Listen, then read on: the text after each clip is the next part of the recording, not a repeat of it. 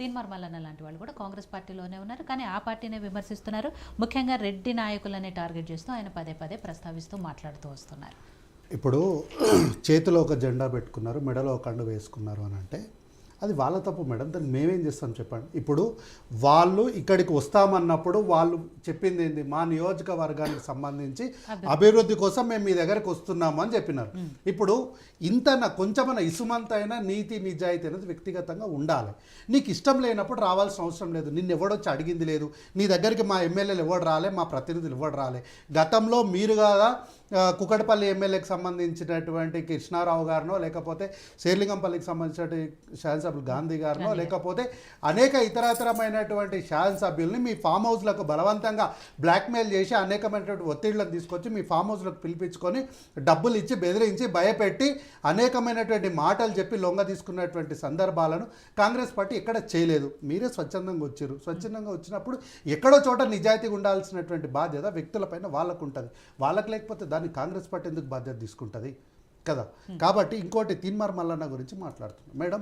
తీన్మార్ మల్లన్న గారు కాంగ్రెస్ పార్టీలో ఉన్నారు. వారు జర్నలిస్ట్గా వేదిక పైన మాట్లాడినారు. వారు ఒకేసారి రెండు పాత్రలు పోషిస్తున్నారు. ఒక రకంగా జర్నలిస్ట్గా మాట్లాడుతున్నారు, ఇంకో రకంగా బీసీ నాయకుడు అంటారు, ఇంకోటి కాంగ్రెస్ పార్టీ నాయకులు. సరే, వారిపైనటువంటి with all due respect Mallanna garu పైన ఉన్నటువంటి సమగ్రమైనటువంటి గౌరవంతో నేను ఒక మాట చెప్తున్నాను. వారు కాంగ్రెస్ పార్టీ కార్యకర్తగా, కాంగ్రెస్ పార్టీ నాయకులుగా కాంగ్రెస్ పార్టీలో ఉన్నట్లయితే, ఒకటి వి హనుమంతరావు లాంటి వారు కూడా ఈరోజు ఏదైనా సమస్య ఉంది అంటే పార్టీ ఆఫీస్లో పార్టీ అధ్యక్షుల దగ్గర వచ్చి మాట్లాడుతున్నారు.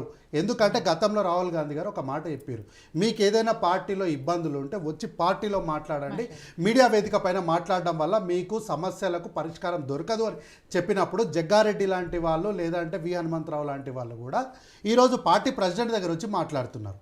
అట్లా వాళ్ళకన్నా వి హనుమంతరావు గారి కన్నా వీరేం పెద్ద నాయకులు గారు, జగ్గారెడ్డి గారి కన్నా పెద్ద నాయకులు కాబట్టి ఆ పార్టీలో పుట్టి పెరిగిన నాయకులు ఎవరు కూడా మాట్లాడతలేరు, వ్యతిరేకంగా మాట్లాడట్లేదు. మీరు అన్నట్టు పార్టీ ఆఫీస్ మాట్లాడుతున్నారు. ఏదైతే పక్క పార్టీలోంచి వచ్చిన వాళ్ళలోనో, లేకపోతే ఇట్లా తీన్మార్ మల్లన్న లాంటి వాళ్ళు బయట నుంచి వచ్చిన వాళ్ళు మాట్లాడుతున్నారు. కాబట్టి వారికి తెలుసో తెలియదో నాకు తెలియదు. కాబట్టి ఈ వేదికగా వారికి ఒక సూచన ఏంటి అంటే, 2014 తర్వాత ఈ రాష్ట్రం వచ్చిన తర్వాత మీరు ఎమ్మెల్సీగా మీరు మండలికి వెళ్ళాలన్న మీ కాంక్షను నెరవేర్చడానికి ఎవడు ముందుకు రాని రోజు, మిమ్మల్ని ఎవ్వరు నమ్మని రోజు, మిమ్మల్ని ఎవడు చేరదీయని రోజు కాంగ్రెస్ పార్టీ చేరదీసింది. ఉత్తమ్ కుమార్ రెడ్డి గారు మీకు ఎమ్మెల్సీ పోటీ చేసే అవకాశం ఇచ్చారు. ఆ రోజు మీరు ఓడిపోయిన తర్వాత నేను మండలికి వెళ్ళడానికి ఓ ప్రతి గాడిదను వాడుకుంటా, అందులో కాంగ్రెస్ పార్టీ కూడా ఒక గాడిద అని మీరు ఆ రోజు వ్యాఖ్యానించారు. తర్వాత ఈరోజు కాంగ్రెస్ పార్టీ అధికారంలోకి వచ్చిన తర్వాత కూడా మీరు గతంలో చేసినట్టు వ్యాఖ్యల్ని ఏవి కూడా పరిగణలోకి తీసుకోకుండా బీసీ నాయకులైనటువంటి మీరు బీసీ స్వరము, బీసీ వాణి బాణి మీరు మండలిలో ప్రజల తరపున వినిపించాలన్నటువంటి ఒక ఉద్దేశంతో, ఒక మంచి సహృదయంతో మీకు ఈరోజు మండలిలో అవకాశం కల్పించినటువంటి పార్టీ కాంగ్రెస్ పార్టీ. కాబట్టి మీకు ఏదైనా అవకాశాలు ఉంటే, మీరు ఏమైనా మాట్లాడాలి అనుకుంటే అది మీరు మాట్లాడాల్సింది పార్టీ అంతర్గతంగా అధ్యక్షులతో కానీ మీడియా వేదికల పైన కాదు. ఒకవేళ మీరు ఎమ్మెల్సీగా మాట్లాడితే మీరు కాంగ్రెస్ పార్టీ నాయకులుగా అయితే వచ్చి శాసనసభలో కాదు పార్టీ ఆఫీస్లో మాట్లాడండి. మీరు జర్నలిస్ట్గా మాట్లాడాలనుకుంటే దానికి మేము చేయగలిగింది ఏం లేదు. ఎందుకంటే జర్నలిస్ట్గా మీరు అన్నిటిని కూడా జనరలైజ్ చేసి మాట్లాడతారు. ఒకవేళ వారు జర్నలిస్ట్గా మాట్లాడితే దానికి పార్టీకి ఏం సంబంధం లేదు. ఈ రెండు విషయాలు కూడా వారు చాలా క్లారిటీతో, ఈ రెండు విషయాలు కూడా వెంట్రుక వాసన యొక్క గ్యాపే ఉంటుంది కాబట్టి దాన్ని వారు మెయింటైన్ చేసుకోవాల్సిన అవసరం ఉంది. ఈరోజు ప్రతి ఒక్కరు మాట్లాడుకుంటూ తెలంగాణకులో రేవంత్ రెడ్డి మేమేం చేయాలన్నది మేమేం చేయాలనేది మా ఇష్టం. అది మేమేం చేయాలనేది మా ఇష్టం. అట్లా అంటే బీజేపీ పార్టీలో ఒక్కరు కాదు, అందరినీ బయటికి పంపించాలి, అందరినీ బయటికి పంపాలి. ఈ రోజు కాంగ్రెస్ పార్టీలో ఇంతో కొంత క్రమశిక్షణ వచ్చిందండి. గతంలో లేకపోయినా ఇప్పటికైనా సరే మా దగ్గర క్రమశిక్షణ వచ్చింది. ఈ రోజు అసలు క్రమశిక్షణ కాదు, అసలు మీకు విధి విధానాలు లేవు, దేని గురించి కూడా మాట్లాడే నైతిక హక్కు కోల్పోయినటువంటి పార్టీ బీజేపీ పార్టీ. ఈ రోజు ప్రతి ఒక్కరు రేవంత్ రెడ్డి గారి గురించి మాట్లాడుతున్నారు. ఈ రోజు ఆయన ఏదో కాంగ్రెస్ పార్టీకి వచ్చిన తర్వాత కాంగ్రెస్ పార్టీ ఏదో చెడిపోయింది. ఈ రోజు ఆయన కాంగ్రెస్ పార్టీలోకి వచ్చిన తర్వాత కాంగ్రెస్ పార్టీ అధికారంలోకి వచ్చింది. ఈ రోజు ప్రతి ఒక్కరు కూడా అన్నగారు కూడా మాట్లాడుకుంటూ తెలంగాణకు పట్టిన దరిద్రము, తెలంగాణకు పట్టిన చీడపురుగు రేవంత్ రెడ్డి. ఎందుకు సార్ చీడపురుగు? మిమ్మల్ని ఇంట్లో ఈ రోజు మీరు సెక్రటేరియట్కి రాకుండా ఇంట్లో కూర్చొని ఫామ్ హౌస్ బోస్ పాలన చేస్తున్న వాళ్ళని 2015లోనే చెప్పిండు ఆయన, నిన్ను గద్దె దింపి నిన్ను ఇంటికి పంపించడమే నా పని అని 2015లోనే చెప్పిండు. చెప్పినటువంటి మాటకు కట్టుబడుతూ చెప్పినట్లుగానే చెప్పి మరి మిమ్మల్ని ఇంటికి పంపించినందుకు మీరు ఈరోజు రేవంత్ రెడ్డి గారి పైన పగబట్టిరు. కాంగ్రెస్ పార్టీ ఈరోజు అత్యంత బలోపేతమైనందుకు మీరు ఆయన మీద పగబట్టిరు. మీ ఉద్దేశం ఏముండే అంటే ఈ ఎవరు వచ్చినా సరే మన ఎమ్మెల్యేలను సంతల పశువులు కొన్నట్టు గతంలో కొన్నట్టు కాంగ్రెస్ పార్టీలో అందరిని కొనేసి మళ్ళా మనమే గద్దెనెక్కాలన్నటువంటి మీ కుతంత్రాలను అన్నిటిని కూడా పటాపంచలు చేస్తూ 13 నెలలుగా ఆయన ప్రభుత్వాన్ని ముందుకు నడిపిస్తున్నారు. కాబట్టి ఆయనను చూసి మీరు భయపడుతున్నారు. భయపడడానికి మీ మేకపోతు గాంభీర్యాలు పులిచర్మం కప్పుకొని మీరు ఏం మాట్లాడుతున్నారంటే కాంగ్రెస్ పార్టీ యొక్క భవిష్యత్తును కాంగ్రెస్ పార్టీ కార్యకర్తల మేలును మీరు కోరుతున్నట్లు మీరు నటిస్తున్నారు. మీకు అంతగా ఉంటే మీ పార్టీలో మీ బీఆర్ఎస్ పార్టీలో మీరు మీకోసం అత్యంత కష్టపడి మీ వాళ్ళ భుజాల మీద మోసినటువంటి కార్యకర్తల్ని మీరు అధికారంలో ఉన్నప్పుడు ఎప్పుడు గుర్తించలేదు. కనీసం మీ అధికారం కోల్పోయినాకనన్నా మీ పార్టీ కార్యకర్తలు ఎప్పుడైనా గుర్తించిరా మేడం? ఈరోజు కాంగ్రెస్ పార్టీలో చాలా చిన్న స్థాయి కార్యకర్తలు కూడా ఈరోజు ముఖ్యమంత్రి గారు పోయి ఒకరు పొద్దున అడిగితే సాయంత్రం కల్లా వాళ్ళకి టైం ఇచ్చి ఈరోజు కలుస్తున్నటువంటి ముఖ్యమంత్రి రేవంత్ రెడ్డి గారు ఆయన ఎట్లయితారు మేడం? కేవలం ఆయన చూసి భయపడుతున్నారు కాబట్టి ఆయన ఈరోజు వారిపైన మాట్లాడుతున్నారు. ఉదయం అపాయింట్మెంట్ అడిగితే సాయంత్రం ఇచ్చే రేవంత్ రెడ్డి గారు మరి 10 మంది 11 మంది ఎమ్మెల్యేలు వాళ్ళ నియోజకవర్గాలకు సంబంధించి ఆయన డైరెక్ట్ గా మాట్లాడుకోలేరు మేడం. ఒక మాట చెప్తున్నా, ప్రతిదీ కూడా మనం ఏదైనా సరే ఒక ఎక్సర్సైజ్ చేసుకొని పోవాలి. మనం చర్చకు వచ్చేటప్పుడు కూడా కొంత ఎక్సర్సైజ్ చేసుకుంటాం. మన మిత్రులు శ్రేయోభిలాషులు ఈరోజు ఎందుకు మేడం వేల వాళ్ళ దాకా ఎందుకు, నా వరకే చెప్తే ఈరోజు అనిరుద్ధ్ రెడ్డి గారి పైన చర్చ అన్నప్పుడు నేను కొంత ఇన్ఫర్మేషన్ని కాంక్రీట్గా తీసుకోవడానికి నేను కొంతమంది మిత్రులకి ఫోన్ చేసిన అన్నంత మాత్రాన నేను వారితో కాంటాక్ట్లకు పోయినంత మాత్రాన నాకు సబ్జెక్ట్ లేదనో కాదు, లేకపోతే నాకేం తెలియదనో కాదు. కొంత కాంక్రీట్గా మనం ఇన్ఫర్మేషన్కి తీసుకోవాల్సినప్పుడు మనం 10 మంది మిత్రుల్ని మనం కాంటాక్ట్ చేస్తాము. ఓకే, పాలమూరుకి సంబంధించిన వాళ్ళు లేకపోతే ఇంకోటి శాసనసభ్యులందరూ కూడా కాంగ్రెస్ పార్టీ వాళ్ళే కదా. వాళ్ళు అధికార పార్టీని ఢీకొట్టడం కేవలం రాజకీయం కోసమే కలిసినారని మీరు ఎందుకు అనుకుంటున్నారు? అన్నగారు అంటున్నారు కలవడానికి అకేషన్ ఏంది అని. అన్న మీరు కలవడానికి మీ పార్టీలో మీరు కలవడానికి అకేషన్ కావాలేమో కానీ కాంగ్రెస్ పార్టీలో కానీ సహజంగా తెలంగాణలో కానీ కూర్చోనికి అకేషన్ ఏం అవసరం లేదు. కూర్చోవాలనుకుంటే ఏం అవసరం అంటే గాంధీ పార్టీ విషయం కాదు కదా, ఇదేం పార్టీ విషయం కాదు కదా, ఇదే పార్టీ విషయం కాదు. ప్రతిదీ గాంధీ భవన్ ఎందుకు మాట్లాడాలి? మా ఇంటికి పిలిపించుకుంటాము, మా ఇంటికి పిలిపించుకుంటాము, లేకపోతే బయట కూర్చుంటాము. ఎక్కడైనా కలుస్తాము. మీకెందుకు మేడం? ఎక్కడన్నా కలుస్తాము. ఎక్కడ కలుస్తాం? మీకేముంది? అంత రహస్యం ఏముంది అంటున్నా. ఈ రోజు శాసనసభలో కానీ ముఖ్యమంత్రి గారి దగ్గర కానీ మాట్లాడడానికి వెళ్ళాలి అనుకున్నప్పుడు ఎక్సర్సైజ్ చేసుకుంటాము. ఎక్సర్సైజ్ చేసుకుని ఏడగలుస్తే ఏముందండి? మీకంటే మీరు అత్యంత అవినీతి పరులుగా మీరు ఈరోజు కేవలం 10 సంవత్సరాల అధికారంలో ఉంటే మీరు బెంగళూరులో ఢిల్లీలో మీరు 100 కోట్లతో కూర్చున్నటువంటి బిల్డింగ్లు కట్టుకున్నారు. ఓకే, మా గాంధీ భవన్ చిన్నగా ఉంటుంది, కొంత డిస్టర్బెన్స్ ఉంటుంది, 10 మంది కూర్చొని మాట్లాడుకోవడానికి ప్లేస్ లేదు.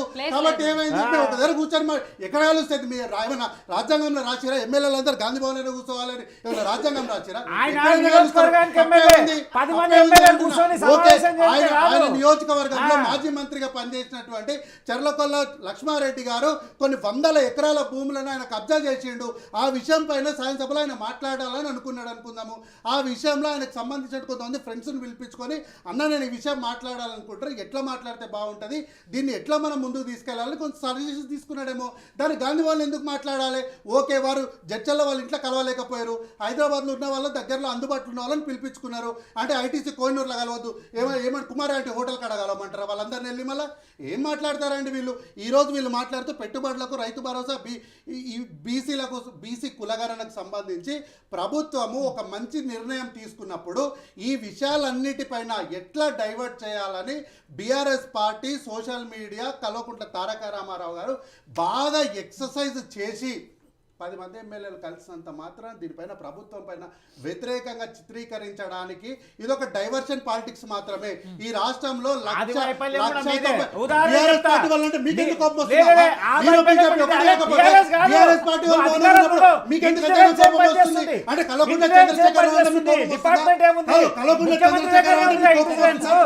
మీకేమవసరం? బీఆర్ఎస్ పార్టీ అంటే మీకెందుకు మీరు కానీ బీఆర్ఎస్ నువ్వు పార్టీ ప్రభుత్వము, అన్న, మీరు మీరే బీఆర్ఎస్ పార్టీ ప్రభుత్వం ఒకటి అని మీరే ఇంత చెప్పడానికి అసలు ఇంతకన్నా అంత నిదర్శనం అసమర్థత ఏముంటది? ఎట్లా? వీరు బొమ్మ బొరుసుకు ఒక నాణ్యానికి వీళ్ళు బొమ్మ బొరుసు. నేను చెప్తుంది కల్వకుంట్ల తారక రామారావు గారు బీఆర్ఎస్ పార్టీ సోషల్ మీడియా చేస్తున్నట్టు వికృత చేస్తున్న గురించి చెప్తున్నా. దానికి బీజేపీ వాళ్ళ కోపం ఎందుకు వస్తుంది? అంటే తారక రామారావు జీవితంలో ప్రభుత్వం ఇదే కదా మేడం. వాళ్ళు ఇంటెలిజెన్స్ ఏం చేస్తుంది, అధికారులు ఏం చేస్తున్నారు మీకు చెప్పాలి కదా. ఇంటెలిజెన్స్ సంబంధం ఉందా? అరే తెలియకపోతే ఎట్లా? వీళ్ళకి ఇంటెలిజెన్స్ చీమ చిటుకు అంటే సంబంధం చిన్న సమావేశం అవగాహన అయితే లేకపోతే జరుగుతుంది. మేడం, ఎమ్మెల్యేలు మాట్లాడదు. తిరుగుబాటు చేసేంత అవగాహన పరిస్థితికి లేకపోతే వచ్చేంత వరకు మాట్లాడదు. తెలియదు ఎట్లా?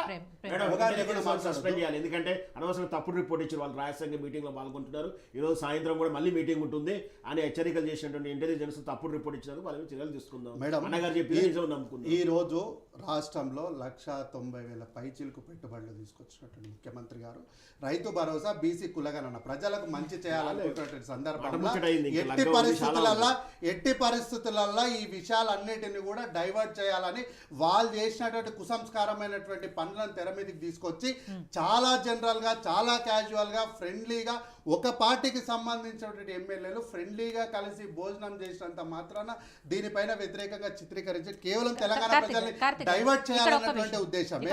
మీరు అన్నట్టుగా నిజంగానే క్యాజువల్ డిన్నర్ అయితే అదే విషయాన్ని అక్కడ ఉన్న ఎమ్మెల్యేలు అందరూ బయటకు వచ్చి చెప్పినట్టయితే ఎవరికి ఎటువంటి అభ్యంతరమో లేకపోతే చెప్తారు మేడం? డౌట్స్ వచ్చేవాళ్ళు. అసలు ఎవరెవరు భేటీ అయ్యారు కూడా తెలియదు. అదే అంటున్నాను. నేను మరి అది చెప్పొచ్చు కదా, మేము ఫలానా ఎమ్మెల్యేలు 11 మంది ఎమ్మెల్యేలు పేర్లు చెప్పండి, 11 మంది ఇప్పుడు నేనున్నాను మేడం. ఆ పేర్లు రహస్యంగానే ఉంచుతారు. ఇప్పుడు ఏం నేనున్నా. మాట్లాడుకున్నారు అనేది అట్లా రహస్యంగానే ఉంచుతారు. ఇప్పుడు నేనున్నా మేడం. నేను రోజు ఎవరెవరిని కలుస్తా, ఏమేమి మాట్లాడుతున్నా అన్నిటిని కూడా బహిర్గతం చేయాల్సిన అవసరం లేదు. ఓకే, అక్కడ ఇది నువ్వు హైదరాబాద్ ప్రజాప్రతినిధులు మేడం. వాళ్ళు ఇది వాళ్ళు హైదరాబాద్ ప్రజాప్రతినిధులు మేడం. అన్న, రహస్యంగా ఒక్క కూర్చోనికి నిమిషం. ఏం విషయం అన్న, కాదు. ఒక్క నిమిషం. ప్రజాప్రతినిధులు మీరు- అందరు ఎమ్మెల్యేలు మీరు ఇంకా ఒకరి అనేది పేరు మాత్రమే ఇంటర్ప్షన్ మాట్లాడి అంటే ఇంకోటి ఒక్క చేయడం నిమిషం లేదు. మాట్లాడనీయలేదు. ప్రేమ. మీకు సంబంధం లేని విషయం ఇది. ఏం ఇది సంబంధం బీఆర్ఎస్ లేదు? పార్టీకి సంబంధించిన విషయము. వాళ్ళు చేస్తున్న ట్రోలింగ్ నేను బీఆర్ఎస్ పార్టీ గురించి మాట్లాడుతున్నాను. మీకు ఎందుకు కోపం వస్తుందో నాకు అరే అర్థం కాదు, అవుతలేదు. మీరు మళ్ళా అంటున్నారు కదా. మీకేం- ఈడ మీకేం బీఆర్ఎస్ సంబంధం కాదు, లేని ప్రభుత్వ విషయం. వ్యతిరేక విధానం మీద అంటున్నాం అరే మేము. మీరు ఏం ప్రభుత్వ మాట్లాడతావు వ్యతిరేక నువ్వు? విధానము. ప్రభుత్వ వ్యతిరేక 10 మంది కూర్చొని మాట్లాడుకున్నంత మాత్రాన ప్రభుత్వ వ్యతిరేక అసలు మీకు నైతిక హక్కే లేదా మాట మాట్లాడడానికి? ఈ రోజు ప్రభుత్వము ఈరోజు అన్నగారు మాట్లాడుకుంటూ ప్రభుత్వము ఏదో ల్యాండ్ల విలువ పెంచింది, చాలా అద్భుతంగా చేసినామని ఇంత అన్నారు మేడం. కోకాపేట లాంటి ఏరియాలలో సాక్షాత్తు ప్రభుత్వమే 100 కోట్లకు ఎకరా అమ్ముకున్నప్పుడు సామాన్యుడు గజం జాగా కొనలేని పరిస్థితి మేడం. మీరు భూముల రేట్లు పెంచి ఈ రోజు హైదరాబాద్ లో 60 ఫ్లోర్లకు 50 ఫ్లోర్లకు ఎడాపెడగా ఈ రోజు పర్మిషన్లు ఇవ్వడం వల్ల అనేకమైనటువంటి కృత్రిమ సమస్యలు ఈ రోజు వస్తున్నాయి. కాబట్టి భూముల రేట్లు మీ స్వార్థం కోసం పెంచుకున్నారు తప్ప దీనికి ప్రజలకు వచ్చినటువంటి లాభం ఏం లేదు. వాళ్ళు కోకాపేటలో ఎకరా ఎంత 100 కోట్ల పైబడి అమ్ముకున్నారు. ఎంతకో అమ్ముకున్నారు ప్రభుత్వం అధికారికంగా. కానీ ఆ రోజు ఏ రియల్ ఎస్టేట్ వ్యాపారి కానీ ఎవరు కూడా ఏ బిల్డర్ కానీ ఆత్మహత్యలు చేసుకోలేదు. ఇవాళ ఈ రేట్లు చూసి ఆత్మహత్యలు మేడం, ఎప్పుడు కూడా నష్టపోయేది రైతులే. ఎప్పుడు కూడా వ్యాపారవేత్తలు కానీ రియల్ ఎస్టేట్ వాళ్ళు కానీ ఎప్పుడు కూడా నష్టపోరు. వారు ₹1 ఈ రోజు ఇక్కడ పెడితే ₹2 ఇంకో రోజు అక్కడి నుంచే వస్తుంది. కానీ ఎప్పుడైనా సరే నష్టపోయేది రైతులే. కాబట్టి రైతుల పక్షాన నిలబడే పార్టీ కాంగ్రెస్ పార్టీ. ఇంకో విషయం మేడం, ఎన్నిసార్లు సర్వే చేస్తారు వీళ్ళు అని అడిగారు మేడం. ఈ శాసనసభలో సాక్షాత్తు కల్వకుంట్ల చంద్రశేఖరరావు గారే ఒక మాట అన్నారు మేడం. చెప్పచ్చు కొన్ని హెచ్చులు చెప్పచ్చు అధ్యక్ష. ఆ హెచ్చులకు కూడా మరీ ఎక్కువ అయితే వికారం అయితే అధ్యక్ష. అవి కూడా ప్రజలు లేరా అధ్యక్ష, దేశం లేదా ఇప్పుడు? కాబట్టి వీళ్ళు ఏమన్నారంటే కల్వకుంట్ల చంద్రశేఖరరావు గారు మాట్లాడుతూ 60 సార్లు చేస్తాం సార్ మేము సర్వేని అని అన్నారు. ఇదే వీడియోలో 60 సార్లు చేస్తాము. ఎన్నిసార్లు అన్నా చేస్తాము, కొంత శాంటిటీ మాకు రావడం కోసం 60 సార్లు సర్వే చేస్తాము. సర్వే చేయడంలో తప్పేముంది? ఏం లేదు సార్, అట్లేం లేదు. సర్వే చేసి సబ్జెక్ట్ ని తెచ్చుకోవడానికి తప్పేం లేదు. ఒకసారి కాదు 4 సార్లు సర్వే చేస్తాము, శాంటిటీ తెచ్చుకుంటాము. బీఆర్ఎస్ పార్టీ సర్వే చేసింది. టీఆర్ఎస్ పార్టీగా ఉన్నప్పుడు రాష్ట్రం కొత్తగా అప్పుడే విడిపోయిన పరిస్థితుల్లో అసలు ఏంటి రాష్ట్రం భౌగోళిక పరిస్థితులు కానీ లేకపోతే అది ఓన్లీ వన్ టైం మేడం. ఆ సర్వే కూడా ఎట్లా తెలుసా మేడం? ఆ సర్వే రిపోర్ట్ మొత్తం ఇప్పుడు గవర్నమెంట్ దగ్గర లేదు మేడం, లేదు. నో ఈ సారీ మేడం, వాళ్ళు చేసినటువంటి సర్వే మీరు ఒకటే రోజు 24 గంటలు కూడా ఇవ్వలేదు.